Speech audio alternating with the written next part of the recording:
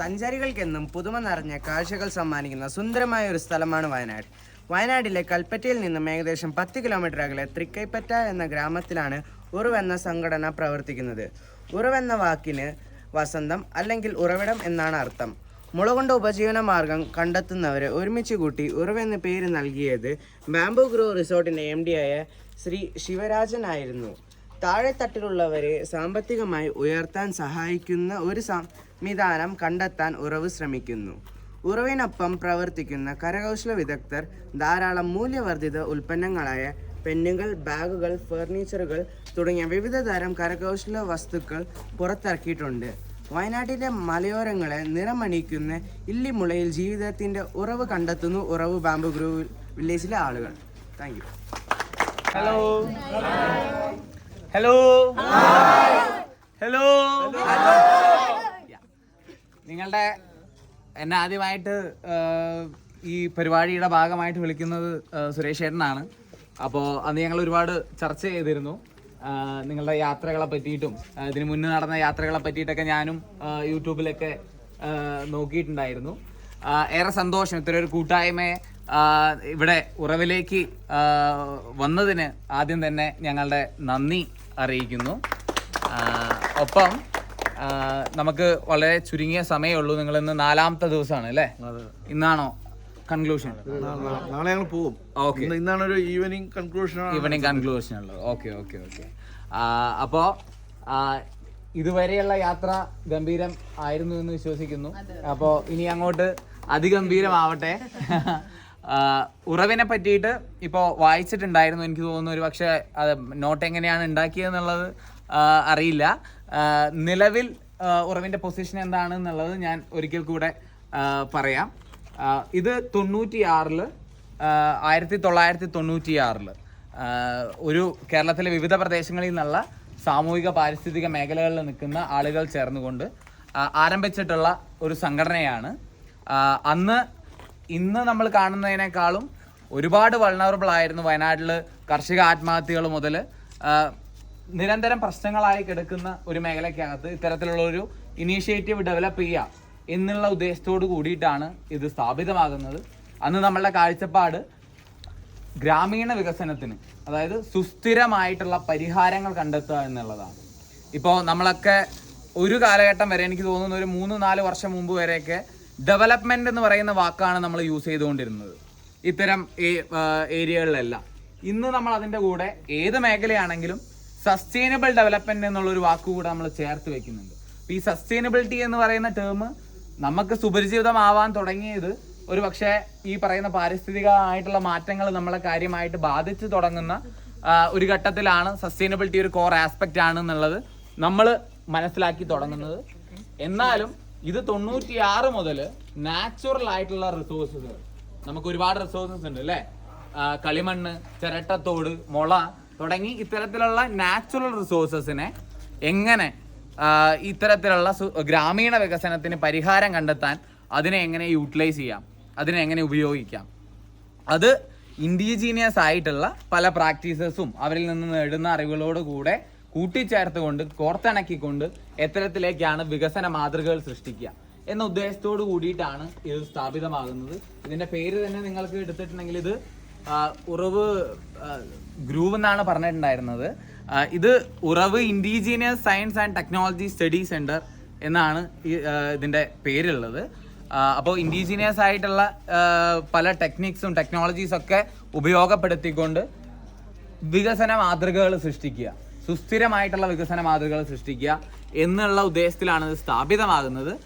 ഇന്ന് ഇത് പൂർണ്ണമായും മുളയിൽ അധിഷ്ഠിതമായിട്ടുള്ള ഒരു എക്കോസിസ്റ്റമാണ്. അപ്പോൾ നമ്മൾ വ്യത്യസ്തങ്ങളായിട്ടുള്ള കളിമണ്ണും ചിരട്ടത്തോടും തുടങ്ങിയിട്ടുള്ള മുളയെ ഉപയോഗിച്ചിരുന്നു അന്ന് കാലത്തും. പക്ഷെ ഇന്ന് ഇത് പൂർണ്ണമായിട്ടും മുളയിൽ അധിഷ്ഠിതമായിട്ടുള്ള ഒരു എക്കോസിസ്റ്റമാണ്.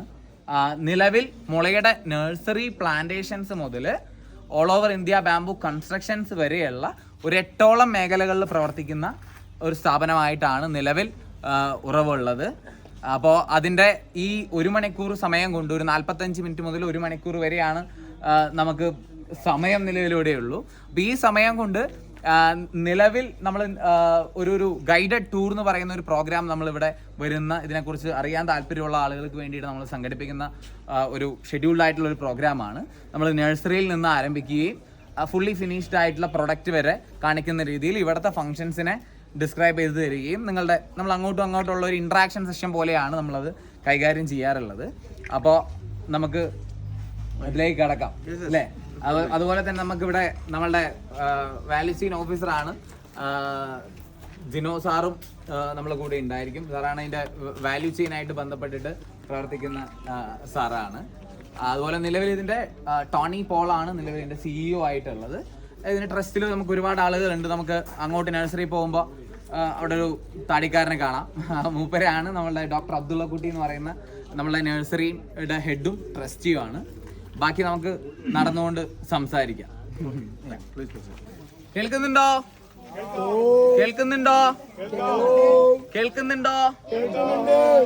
അവസാനത്തെ ആളും കേൾക്കുന്നുണ്ടല്ലോ അല്ലെ? അപ്പോ മുളയെ പറ്റിയിട്ട് പറഞ്ഞു തുടങ്ങുന്നതിന് മുന്നായിട്ട് ഏറ്റവും പ്രധാനപ്പെട്ട ഒരു ചോദ്യം എന്ന് പറയുന്നത്, ഇപ്പൊ നിങ്ങൾ ഇപ്പൊ വയനാട്ടിൽ പല സ്ഥലങ്ങളും വിസിറ്റ് ചെയ്യുന്നതിന്റെ കൂട്ടത്തിൽ ഉറവിനെ ചേർത്ത് വെച്ചതിൽ ഏറെ സന്തോഷം. അതിലുപരി ഇവിടെ വരുമ്പോൾ ഞങ്ങൾ പറയാൻ ആഗ്രഹിക്കുന്ന കുറച്ച് കാര്യങ്ങൾ കൂടെ വളരെ വ്യക്തമാക്കണമെന്നുണ്ട്. കാരണം മുളയെ സംബന്ധിച്ചിടത്തോളം മുള നമുക്ക് പ്രത്യേകിച്ച് ഇതിൽ എല്ലാവരും മലയാളികളായതുകൊണ്ട് തന്നെ മുള നിങ്ങൾക്ക് എല്ലാവർക്കും സുപരിചിതമായിട്ടുള്ള ഒന്നാണ് അല്ലേ? നമ്മളുടെ എല്ലാവരുടെയും വീട്ടില് ചെകഞ്ഞ് പരിശോധിച്ചിട്ടുണ്ട് എന്നുണ്ടെങ്കിൽ ബാമ്പു കൊണ്ടുള്ള എന്തെങ്കിലും കിട്ടാതിരിക്കില്ല.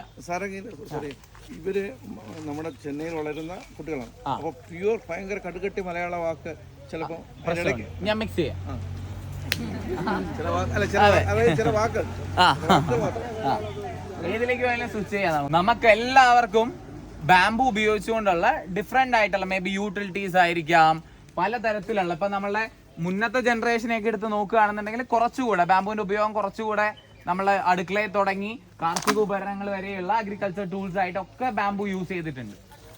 അല്ല എന്നുണ്ടെങ്കിൽ വാഴയ്ക്ക് ഊണ് കൊടുക്കാനെങ്കിലും നമ്മളൊരു മുള കൊണ്ടുവെട്ടി വെച്ചിട്ടുണ്ടായിരിക്കും. അപ്പൊ ഇത്തരത്തിലുള്ള ഡിഫറെന്റ് യൂട്ടിലിറ്റീസ് ഉള്ള ഒരു മീഡിയം ആണെന്നുള്ളത് നമുക്കറിയാം. നമ്മളുടെ ചരിത്രമായിട്ട് ഹിസ്റ്ററിയുമായിട്ടും കണക്റ്റഡ് ആയിട്ടുള്ള ഒരു മീഡിയം കൂടിയാണ്.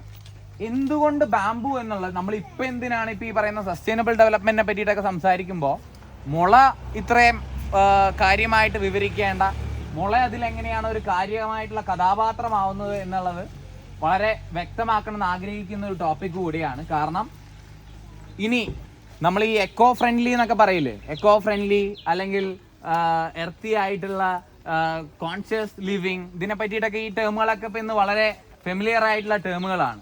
ഇത് ആക്ച്വലി നമ്മൾ പരിസ്ഥിതിയോടുള്ള അഗാധമായിട്ടുള്ള സ്നേഹത്തിൽ ചെയ്യുന്ന കാര്യങ്ങളാണോ?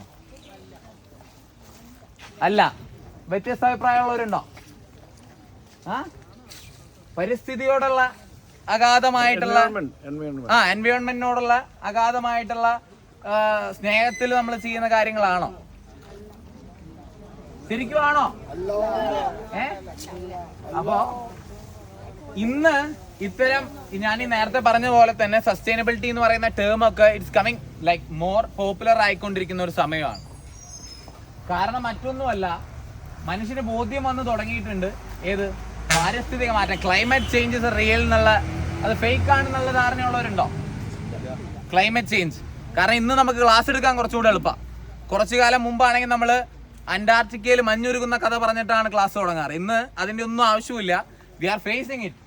ഇന്ന് നമ്മളുടെ ഡെയിലി ലൈഫിൽ ഈ പാരിസ്ഥിതിക മാറ്റങ്ങൾ ഉണ്ടാക്കുന്ന ബുദ്ധിമുട്ടുകൾ എന്താണെന്നുള്ളത് ക്ലിയർലി നമ്മൾ അനുഭവിച്ചുകൊണ്ടിരിക്കുന്ന ഒരു കാലഘട്ടം കൂടിയാണ്.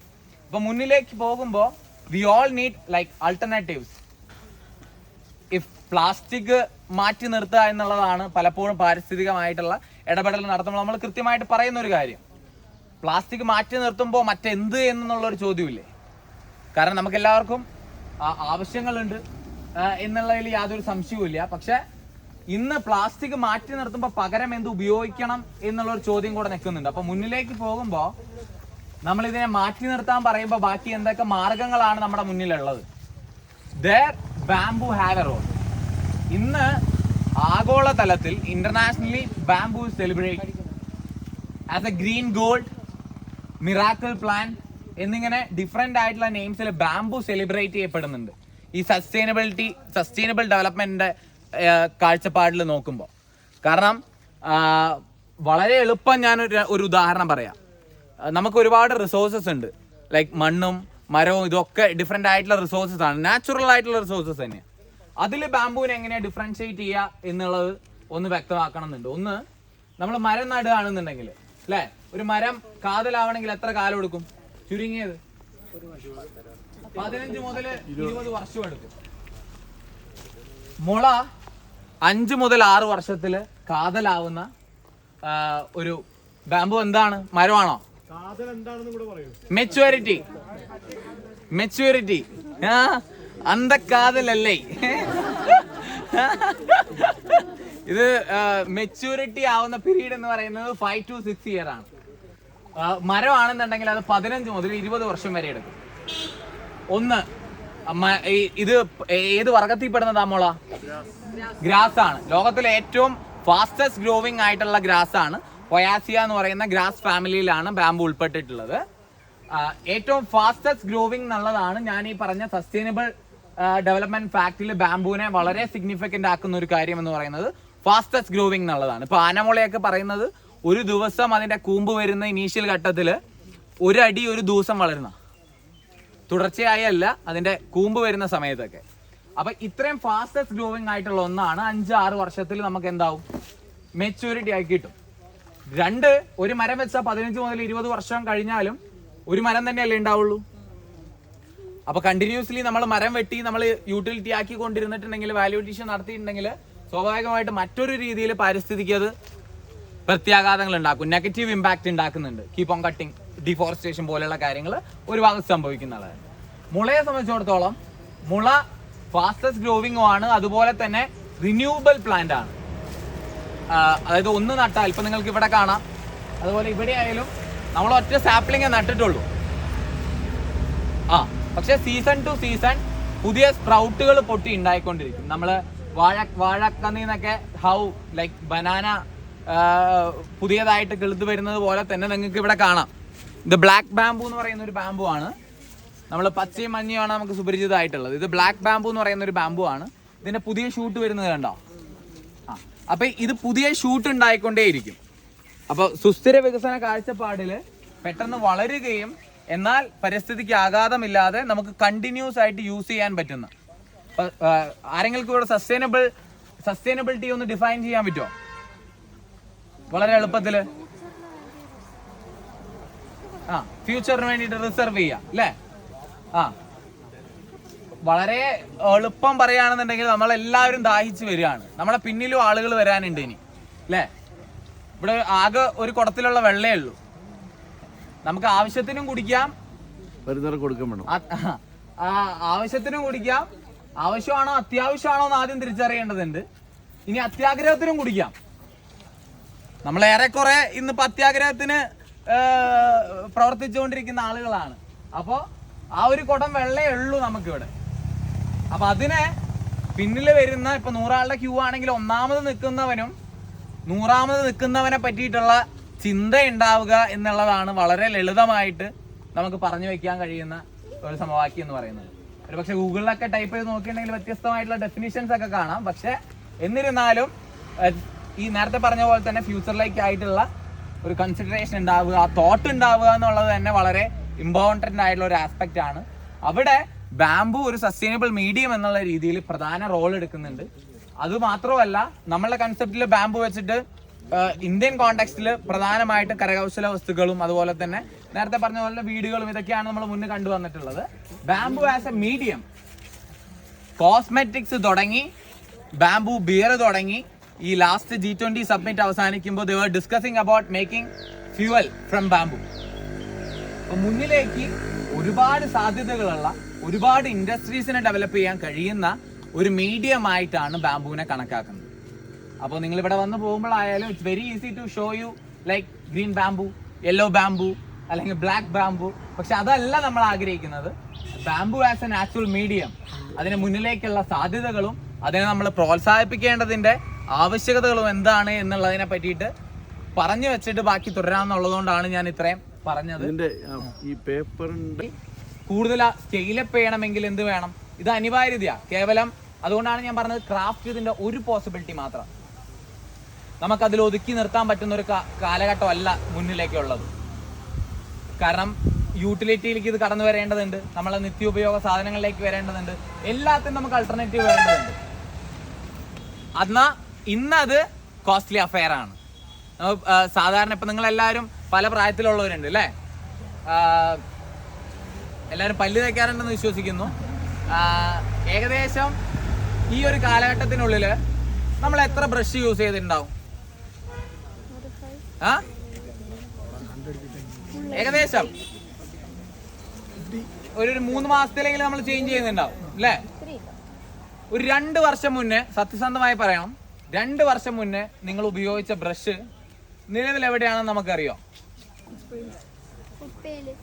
അല്ലേ? ഉപ്പയില് അല്ലേ? എങ്കിലും ഒരു കാര്യം ഉറപ്പാണ്, നമ്മളൊക്കെ മരിച്ചു പോയാലും നമ്മൾ ഉപയോഗിച്ച ബ്രഷ് ഇവിടെ തന്നെ ഉണ്ടാവും അല്ലേ? അങ്ങനെ ഞാൻ ചെറിയൊരു പ്രൊഡക്റ്റ് എക്സാമ്പിൾ പറഞ്ഞത് നമുക്ക് ഈസിലി കണക്ട് ചെയ്യാൻ വേണ്ടിയിട്ടാണ്. നമ്മൾ ഡെയിലി യൂസ് ചെയ്യുന്ന, എന്നാൽ അത്തരം പ്ലാസ്റ്റിക് ഈ പറയുന്ന 2050 കൂടിയിട്ട് ആകെ ഓഷൻ സമ്പത്തിനേക്കാളും കൂടുതലായിരിക്കും നമ്മൾ നിക്ഷേപിച്ച മാലിന്യത്തിന്റെ ഭാരം എന്നാണ് പറയപ്പെടുന്നത്. ഇതൊക്കെ ഉണ്ടാക്കാൻ പോകുന്ന മുന്നിലേക്കുള്ള ജനറേഷനെ പറ്റിയിട്ട് ഉണ്ടാക്കാൻ പറ്റുന്ന പ്രത്യാഘാതങ്ങളെ പറ്റിയിട്ട് നമുക്ക് ചിന്തിക്കാൻ പോലും കഴിയാത്ത രീതിയിലാണ്. എന്നാൽ അവിടെ നമ്മൾ പ്ലാസ്റ്റിക് മാറ്റി നമ്മൾ ബാംബു ബ്രഷസ് യൂസ് ചെയ്യുമ്പോൾ അത് ഉണ്ടാക്കുന്ന ഇമ്പാക്റ്റിനെ പറ്റിയിട്ടാണ് ഞാൻ പറഞ്ഞത്. എന്നാൽ എന്തുണ്ട്, ഇന്ന് നമ്മളൊരു കടയിൽ പോയാൽ സാധാരണക്കാരെ സംബന്ധിച്ചിടത്തോളം 15 രൂപ കൊടുത്താൽ 10 രൂപ കൊടുത്താൽ ബ്രഷ് കിട്ടും. ബാംബു ബ്രഷ് നിലവിലെ പൊസിഷനിൽ ഹാൻഡിക്രാഫ്റ്റ് ആയിട്ട് ഉണ്ടാക്കുകയാണെങ്കിൽ അതിലും പൈസ വരും. ഈ മെഷീൻ മെയ്ഡ് ആയാലും നമ്മളുടെ വാല്യൂ ചെയിൻ വളരെ ടൈനി ആയതുകൊണ്ട് തന്നെ എന്തുണ്ടാവും, പൈസ കൂടുതലാണ് നിലവിൽ. അതുകൊണ്ടാണ് ഞാൻ പറഞ്ഞത് സസ്റ്റൈനബിലിറ്റി നിലവിൽ കോസ്റ്റ്ലി അഫെയർ ആണ്. പക്ഷേ അതുകൊണ്ട് നമ്മൾ ഒരേ സമയം കോൺസെൻട്രേറ്റ് ചെയ്യുന്നത് ഒരു ഇൻഡസ്ട്രി ബിൽഡിങ്ങിനെ പറ്റിയിട്ടും കൂടിയാണ്. അതുകൊണ്ടാണ് നമ്മൾ വാല്യൂ ചെയിനിൽ കോൺസെൻട്രേറ്റ് ചെയ്യുന്നത്. നമ്മൾ ഫാമേഴ്സിനെ ഉണ്ടാക്കുന്ന പണിയിലും കൂടിയാണ്, ബാംബുവിൽ ഫാമേഴ്സിനെ ക്രിയേറ്റ് ചെയ്യുന്ന പണിയിലും കൂടിയാണ് നമ്മൾ കോൺസെൻട്രേറ്റ് ചെയ്യുന്നത്. പ്ലാന്റേഷൻ പ്രൊജക്ട്സ് ചെയ്യുന്നുണ്ട്. അപ്പോൾ ഈ പ്ലാസ്റ്റിക് വന്ന സമയത്ത് plastic was very costly affair. Plastic ഏറ്റവും റിച്ച് ക്ലാസ്സിന് മാത്രം വാങ്ങിക്കാൻ പറ്റുന്ന ഒന്നായിട്ടാണ് നിലനിന്നിരുന്നത്. പക്ഷെ ഇന്ന് പ്രൊഡക്ഷൻ സ്കെയിലപ്പ് ചെയ്യുകയും ഒരുപാട് പേരിലേക്ക് എത്തിക്കാൻ സാധിക്കുന്ന ഒരു മെക്കാനിസം ഉണ്ടാകുന്നതോടുകൂടി എന്തുണ്ടാവുന്നുണ്ട്, ഈസിലി അഫോർഡബിൾ ആയി മാറുന്നുണ്ട്. അപ്പോൾ നമ്മൾ ബാംബു നിലവിൽ വളരെ ടൈനി ആയിട്ടുള്ളൊരു ഇൻഡസ്ട്രിയാണ്, പ്രത്യേകിച്ച് നമ്മളുടെ കോണ്ടെക്സ്റ്റിൽ. അപ്പോൾ അതിനെ ഡെവലപ്പ് ചെയ്ത് കൊണ്ടുവരിക എന്ന് പറയുന്ന ഒരു വർക്കും കൂടെ നമ്മൾ ഇതിൻ്റെ കൂടെ എടുക്കുന്നുണ്ട്. അപ്പോൾ ഇതൊക്കെയാണ് ഇതിൻ്റെ ഒരു പിക്ചർ. ബാക്കി നമുക്ക് ഓരോരോ മുളകൾ നമുക്ക് ചെറുതായിട്ട് പരിചയപ്പെടാം. ഇവിടെ തന്നെ നമുക്ക് ഓർണമെന്റൽ വെറൈറ്റി എന്നും കൊമേഴ്ഷ്യൽ വെറൈറ്റി എന്നും തരംതിരിക്കാം. ഓർണമെന്റൽ വെറൈറ്റി എന്ന് പറയുന്നത് ഇപ്പോൾ ഇത് വൈറ്റ് ഡ്രാഗൺ എന്ന് പറയുന്ന ഒരു ബാംബു ആണ്. കൂടുതലും ഓർണമെന്റലി അല്ലെങ്കിൽ ബ്യൂട്ടിഫിക്കേഷൻ പർപ്പസിനോ ലാൻഡ്സ്കേപ്പിംഗ് പർപ്പസിനൊക്കെ യൂസ് ചെയ്യുന്ന ബാംബൂസ് ആണ്. ഇത് കൂടാതെ നമുക്ക് ഉൽപ്പന്നങ്ങൾ ഉണ്ടാക്കാൻ ഉപയോഗിക്കുന്ന മുളകളും ഉണ്ട്. അപ്പോൾ കുറച്ച് മുളകൾ നിങ്ങൾക്ക് ജിനോ സാറ് പരിചയപ്പെടുത്തും. പോലെ നിൽക്കുന്നുണ്ടോ, ജൈവ വേലി പോലെ വളർത്താൻ പറ്റിയ മുള ഇനങ്ങളുണ്ട്. അവിടെ ഒരു മരത്തിന്റെ മുകളിലൊരു മുള പിടിച്ച് കയറി പോയി കാണുന്നുണ്ടോ? ഇതിൽ വന്നുള്ളത്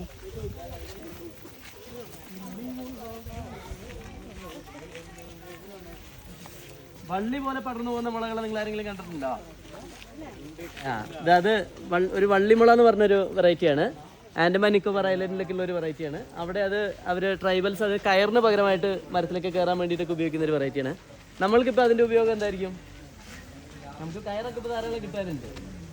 അതിൻ്റെ ഒരു ചെറിയ പ്ലാന്റാണിത്. നമ്മൾ ഇപ്പോൾ നമുക്കൊരു പാത്ത് വേ ഒക്കെ ഉണ്ടെങ്കിൽ അതിനൊരു കനോപ്പി ആർച്ച് പോലെ ആക്കി എടുക്കുന്നുണ്ടെങ്കിൽ അതിന് പറ്റിയൊരു വെറൈറ്റിയാണിത്. നമ്മുടെ ഈ കാണുന്ന ഇതില്ലേ, ഇതേ വെറൈറ്റി തന്നെയാണ് സിൽവർ റോക്കിൽ കയറി പോയിരിക്കുന്നത്, അതേ വെറൈറ്റി. അപ്പൊ നമുക്ക് അങ്ങനെ ഉപയോഗിക്കാൻ പറ്റും. ലൈവ് ആർച്ചസ് ഒക്കെ പാത്ത് വൈസിന് ഉണ്ടാക്കി എടുക്കാൻ പറ്റുന്ന വെറൈറ്റിയാണ്. നമ്മൾ പോലീസിന്റെ ലാത്തി കണ്ടിട്ടുണ്ടോ നിങ്ങൾ?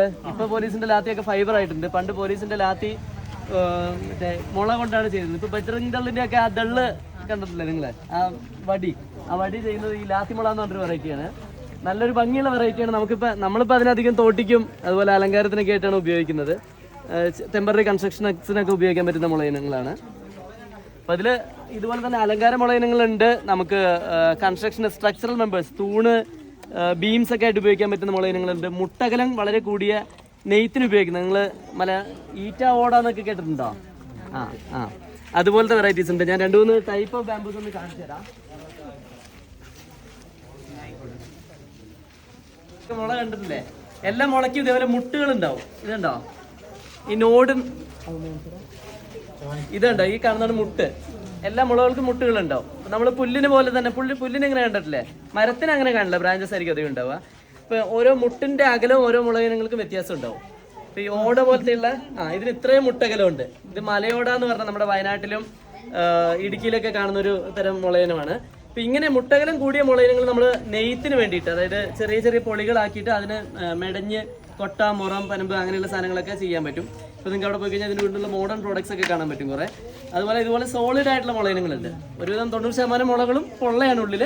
എന്നാലും സോളിഡ് ആയിട്ട് വരുന്നത് എന്തിനാണ് നമുക്ക് ഉപയോഗിക്കാൻ പറ്റുക? നമ്മൾ ചൂരിലൊക്കെ ഉപയോഗിക്കുന്ന ഒരു വാക്കിംഗ് സ്റ്റിക്കിനും നമുക്ക് ആംബ്രലയുടെ കൊടയാക്കാനും ഈവൻ ഫർണിച്ചറിനും ഞങ്ങൾ കൺസ്ട്രക്ഷൻസിനൊക്കെ ആർച്ച് കർവ് ആയിട്ടുള്ള പില്ലേഴ്സ് ഒക്കെ ചെയ്യുന്നുണ്ട്. അതിലൊക്കെ നമ്മൾ ചൂടാക്കിയിട്ട് വളച്ചെടുക്കാൻ പറ്റും ഇങ്ങനെയുള്ള മുളകൾ. അപ്പോൾ നല്ല സ്ട്രെങ്ത് ഉള്ള മുളകളാണ്. അതുപോലെ തന്നെ നിങ്ങൾ അവിടെ കൺസ്ട്രക്ഷൻ ശ്രദ്ധിച്ചെന്ന് പറഞ്ഞാൽ കഴുക്കോല് കൊടുക്കാൻ ഏറ്റവും പറ്റിയ ഒരു മുളയാണ് ഇങ്ങനത്തെയുള്ള മുളകൾ.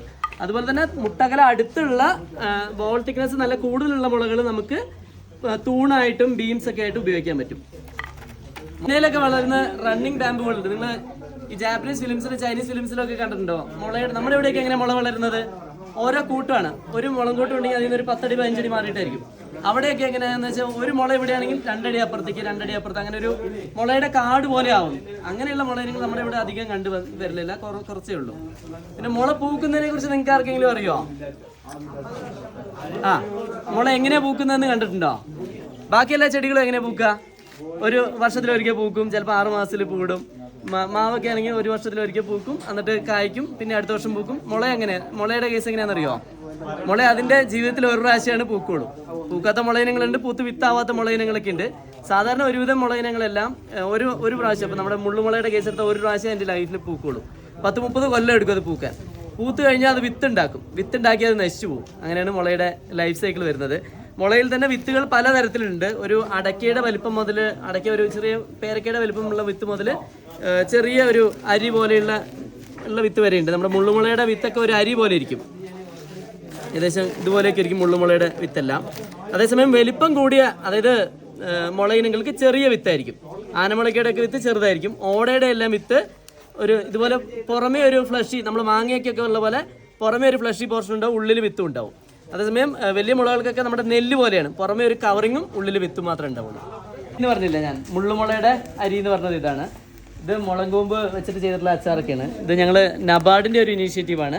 ഗ്രാമീൺ ദുക്കാൻ എന്ന് പറഞ്ഞിട്ട് ലോക്കൽ FPOസിനൊക്കെ സപ്പോർട്ട് ചെയ്യാനുള്ള ഒരു ഇനീഷ്യേറ്റീവാണ്. അപ്പോൾ നമ്മളിവിടെ ഞങ്ങളുടെ കുറച്ച് പ്രോഡക്റ്റ്സ് ഉണ്ട്, പിന്നെ ലോക്കൽ FPOസിൻ്റെ പ്രോഡക്റ്റ്സ് ഉണ്ട്, പിന്നെ കുറച്ച് സ്പൈസസ് ഉണ്ട്, അങ്ങനെയുള്ള സാധനങ്ങളുണ്ട്. നിങ്ങൾക്ക് ഇതിന് ശേഷം പർച്ചേസ് ചെയ്യണമെങ്കിൽ പർച്ചേസ് ചെയ്യുകയും ചെയ്യാം. ബീവാക്സ് ബേസ്ഡ് സോപ്സ് അങ്ങനെയുള്ള സാധനങ്ങളെല്ലാം ഉണ്ട്. അപ്പോൾ ഇതാണ് എല്ലാവരും എത്തിയോ? ഇതാണ് മുളയരി. നമുക്കിത് വെച്ച് പായസം ഉണ്ടാക്കാം, പൊടിച്ചിട്ട് പുട്ടോ അങ്ങനെയുള്ള സാധനങ്ങൾ ഉണ്ടാക്കാം. മുളയരി കൊണ്ട് ഇവിടെ അവലോസൻ്റെ ഉണ്ട്, വെള്ളപ്പം ഉണ്ട്. ഈ മുളയരിയുടെ ഒരു പ്രത്യേകത എന്ന് വെച്ച് കഴിഞ്ഞാൽ മുള പൂക്കുമ്പോൾ ഒരുമിച്ചാണ് പൂക്കുക എന്ന് ഞാൻ പറഞ്ഞില്ലേ. ഇപ്പോൾ ഒരു ഏരിയയിലുള്ള ആളുകൾ, ഇപ്പം നമ്മുടെ അടുത്തുള്ള റിസോഴ്സ്, പണ്ടൊക്കെ എങ്ങനെയാണ് നമ്മുടെ അടുത്തുള്ള റിസോഴ്സ് വെച്ചാണ് നമ്മൾ ജീവിച്ചുകൊണ്ടിരുന്നത്. തഴ നിറയുള്ളടത്ത് തഴപ്പായ ഉണ്ടാക്കും, കൃഷി ചെയ്യാൻ സ്ഥലമുള്ളടത്ത് കർഷകർ നിറയുണ്ടാവും. അതേസമയം ഇൻഡസ്ട്രികൾ നിറയുള്ളടത്ത് വേറെ അങ്ങനെയുള്ള. ഇപ്പം അതൊക്കെ മാറി. പണ്ട് സൊസൈറ്റീനെ തന്നെ തരംതിരിച്ചുകൊണ്ടിരുന്നുണ്ടോ? എങ്ങനെയായിരുന്നു? ജോലിയുടെ അടിസ്ഥാനത്തിൽ. അന്ന് ഈ മുളയുടെ ആൾക്കാരൊക്കെ മെയിൻ ഒരു കാറ്റഗറി ആയിരുന്നു. എനിക്ക് എൻ്റെ അറിവിൽ, എൻ്റെ വീട് പാലക്കാടാണ്. പാലക്കാട് നിന്ന് ഉണ്ടാക്കുന്ന വെറ്റില കൊട്ട ലാഹോർ വരെ പോയിട്ടുണ്ട്. ഇന്നെന്താണ്, പ്ലാസ്റ്റിക്കിൻ്റെ കൊട്ട ധാരാളമായിട്ട് കിട്ടും. അന്ന് ഈ ഇങ്ങനെ ലൂസായിട്ടുള്ള സാധനങ്ങൾ കിട്ടണമെങ്കിൽ ഒന്നുകിൽ മെറ്റലിൻ്റെ എന്തെങ്കിലും സാധനം വെച്ച് ചെയ്യണം. പ്ലാസ്റ്റിക് അത്രയും പ്രാബല്യത്തിൽ വരുന്നതിന് മുന്നേ മുളയ്ക്ക് അത്രത്തോളം പ്രാധാന്യം ഉണ്ടായിരുന്നു നമുക്ക്. പക്ഷേ ഇന്ന് അതൊക്കെ മാറിപ്പോയി. ഇന്നെല്ലാം കാറ്റഗറി എല്ലാം മാറിപ്പോയി. അപ്പോൾ ഈ മുളയരി നമുക്കങ്ങനെ, ഈ മുള പൂക്കുമ്പോൾ ഒരുമിച്ചായിരിക്കും പൂക്കുക. ഇപ്പോൾ ഒരു മേഖലയിലുള്ള ആളുകൾ മുള വെച്ച് ഉപജീവന മാർഗ്ഗം നടത്തിയിട്ടുള്ളവർ മുള പൂക്കുമ്പോൾ ആ പൂട്ടങ്ങനെ നശിച്ചു പോകുന്ന സമയത്ത് ഇവർക്ക് ഈ വിത്ത് കൊടുത്തിട്ടാണ് പോവുക. അപ്പോൾ ഒന്നുമില്ലെങ്കിൽ ഇവർ ഇത് വെച്ചിട്ട് കഞ്ഞി, ഇപ്പോഴത്തെ കാലത്ത് അങ്ങനെ ഉപയോഗിക്കുന്നില്ല, ഇത് വെച്ച് കഞ്ഞി കുടിച്ച് വെച്ചിട്ടൊക്കെയാണ് ഒരു വർഷമൊക്കെ അവർ തള്ളി നിൽക്കുന്നത്. ഇപ്പോൾ പക്ഷെ അങ്ങനെ ആരും ചെയ്യുന്നില്ല അധികം. ഇപ്പം അധികം പായസത്തിനൊക്കെയാണ് ഉപയോഗിക്കുന്നത്. നമുക്കിനി പ്രോഡക്ട്സ് ഉണ്ടാക്കുന്ന സെഷനിലേക്ക് പോവാം. അച്ചാർ മുളങ്കൂമ്പ് വെച്ചിട്ടുള്ള അച്ചാറാണ്. ഞാൻ അവിടെ കാണിച്ചു തന്നില്ലേ മുളങ്കൂമ്പ്, അതിന്റെ സെന്റർ പോർഷൻ ഞാൻ ഇവിടെ കൊണ്ടുവന്നിട്ടുണ്ടായിരുന്നു. അതിന്റെ ഉള്ളിൽ കൂമ്പ് ഒരു 2-3 ആഴ്ച പാകാകുമ്പോൾ കട്ട് ചെയ്തെടുത്തിട്ട് അതിന്റെ നടുക്കുള്ള പോർഷൻ എടുത്തിട്ടാണ് നമ്മൾ അച്ചാറാക്കിയത്. എല്ലാ മുളകളും പറ്റൂല. ആ ഷൂട്ട് അല്ലല്ല, അത് മറ്റേ കൈത്തറി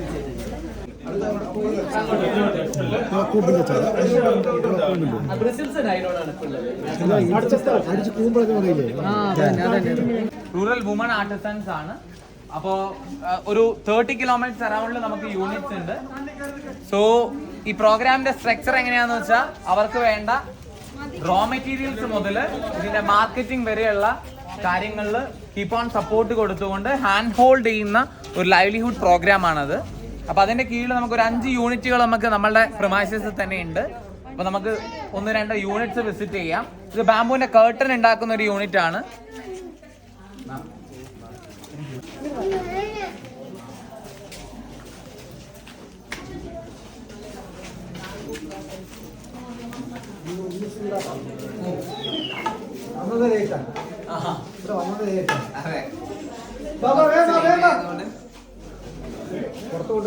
നേരത്തെ നമ്മൾ പറഞ്ഞ പോലെ തന്നെ മുളയുടെ നിങ്ങൾ ശ്രദ്ധിച്ചിട്ടുണ്ടെങ്കിൽ ഡിഫറെന്റ് ആയിട്ടുള്ള ഇന്റർനോഡ് ലെങ്തിലുള്ള ബാംബു നിങ്ങൾ കണ്ടിട്ടുണ്ടായിരിക്കും അല്ലെ. ഇത് കുറച്ചും കൂടെ ഇന്റർനോഡ് ലെങ്ത് കൂടുതലുള്ള ബാംബൂസ് ആണ്. നമ്മുടെ നാട്ടില് ഈറ്റ, ഓട എന്നൊക്കെ പറയുന്ന വെറൈറ്റീസ് ആണ്. അപ്പൊ ഇതാണ് നമ്മൾ ബാംബുവിന്റെ കർട്ടൻ ഉണ്ടാക്കാനായിട്ട് യൂസ് ചെയ്യുന്നത്. നമ്മളിവിടെ ഒരു 16 ടൈപ്പ്, ഒരു 16ഓളം വരുന്ന ഡിഫറെന്റ് ആയിട്ടുള്ള ബാംബുവിന്റെ ബ്ലൈൻഡ്സ് ചെയ്യുന്നുണ്ട്. Bamboo blinds fully hand made ആയിട്ടുള്ള ഒരു പ്രൊഡക്റ്റ് ആണ്.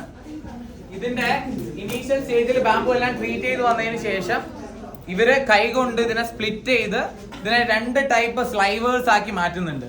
ഒന്ന് ഈ ഫ്ലാറ്റൻഡ് ആയിട്ടുള്ള സ്ലൈവേഴ്സും, നിങ്ങൾക്ക് കാറ്റലോഗ് വേണമെന്നുണ്ടെങ്കിൽ ചെക്ക് ചെയ്തോളൂ.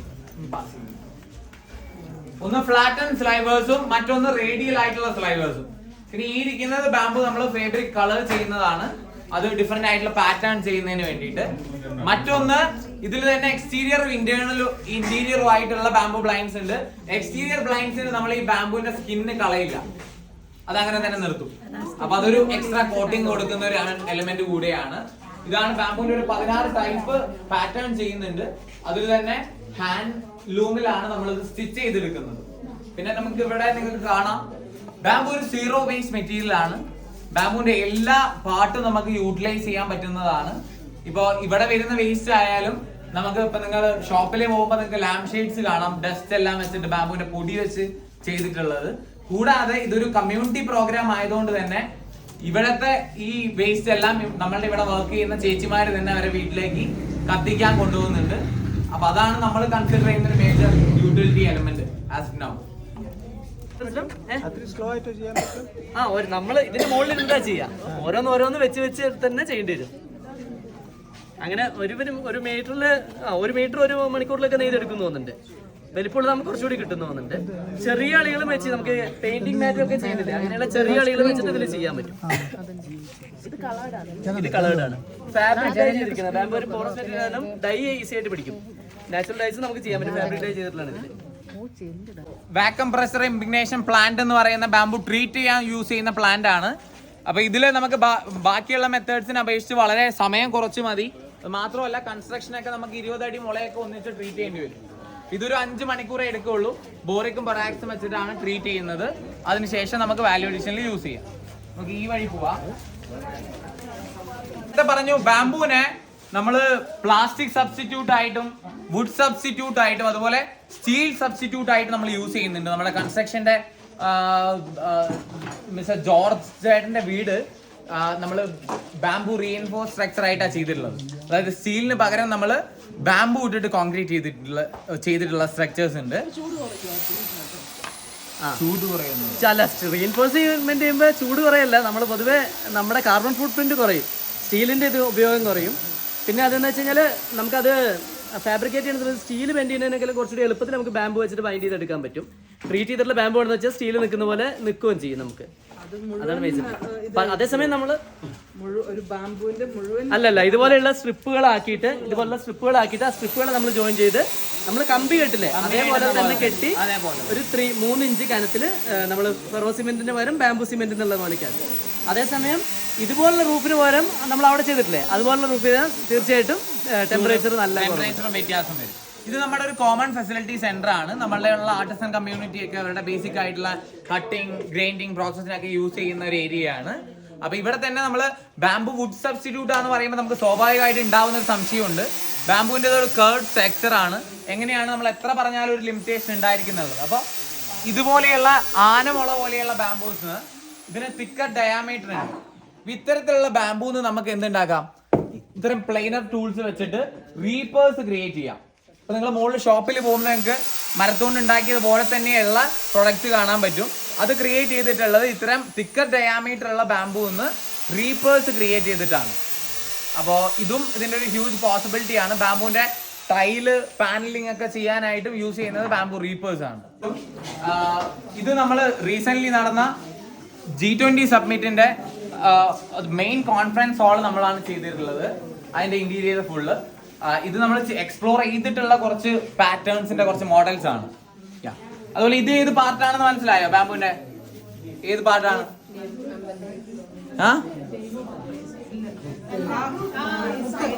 നോട്ട് പോർഷൻ ആണ്. അപ്പൊ ബാംബുവിന്റെ എല്ലാ പാർട്ടും നമുക്ക് ഒന്നല്ലെങ്കിൽ വേറെ രീതിയിൽ യൂസ് ചെയ്യാൻ പറ്റുന്നതാണ്.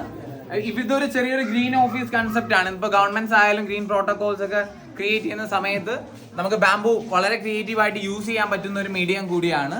കൂടാതെ ഇവിടെ നമുക്ക് കുറച്ച് യൂണിറ്റ്സ് ഉണ്ട്, ഡിഫറെന്റ് പ്രോഡക്ട്സ് ഉണ്ടാക്കുന്നത്. ജസ്റ്റ് ഒന്ന് കാണാം.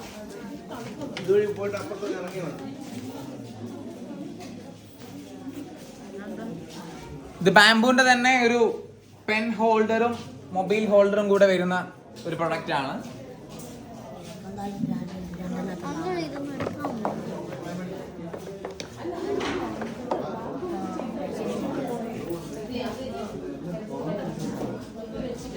ബാംബുവിന്റെ വീവിങ് തന്നെ നമ്മളൊരു 8 ടൈപ്പ് ഡിഫറെന്റ് ആയിട്ടുള്ള വീവിങ് പാറ്റേൺസ് യൂസ് ചെയ്യുന്നുണ്ട്.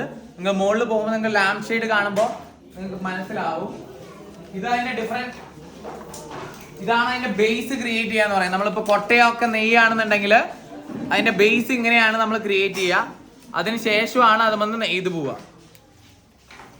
കൂടാതെ ഇപ്പൊ നിങ്ങളിൽ തന്നെ ആരെങ്കിലും ഇനി ബാംബുവിന്റെ ക്രാഫ്റ്റുമായിട്ട് ബന്ധപ്പെട്ടുള്ള വർക്ക്ഷോപ്സോ ട്രെയിനിങ് ഒക്കെ വേണമെന്നുണ്ടെങ്കിലും നമ്മൾ പ്രൊവൈഡ് ചെയ്യുന്നുണ്ട്. നമുക്ക് അത്തരത്തിലുള്ള സെഷൻസും ഉണ്ട്. നിങ്ങൾക്ക് പഠിക്കാൻ ആഗ്രഹമുള്ള ആളുകൾക്ക് വീവിംഗ് ആയാലും പ്രൊഡക്റ്റ് മേക്കിംഗ് ഒക്കെ ആയാലും നമുക്ക് വർക്ക്ഷോപ്സും ട്രെയിനിങ്സും നമ്മൾ ചെയ്യുന്നുണ്ട്.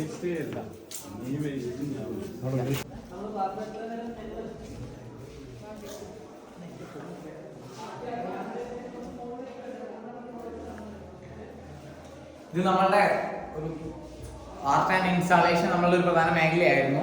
നമ്മളിപ്പോൾ കോൺസ്റ്റന്റ്ലി എടുക്കുന്നില്ല, കസ്റ്റമൈസ്ഡ് ആയിട്ടുള്ള വർക്ക് എടുക്കുന്നുള്ളൂ.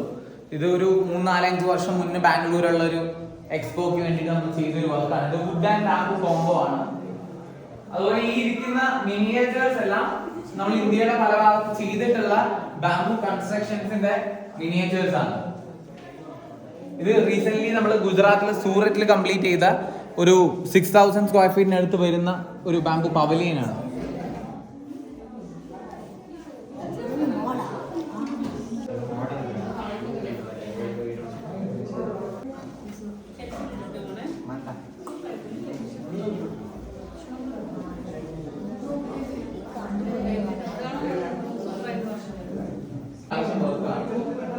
കൂടാതെ നമ്മൾ ഇൻസ്റ്റാളേഷൻ ചെയ്യുന്നുണ്ട്. പക്ഷേ ഓർഡറിനെ ചെയ്യാം. അതെ.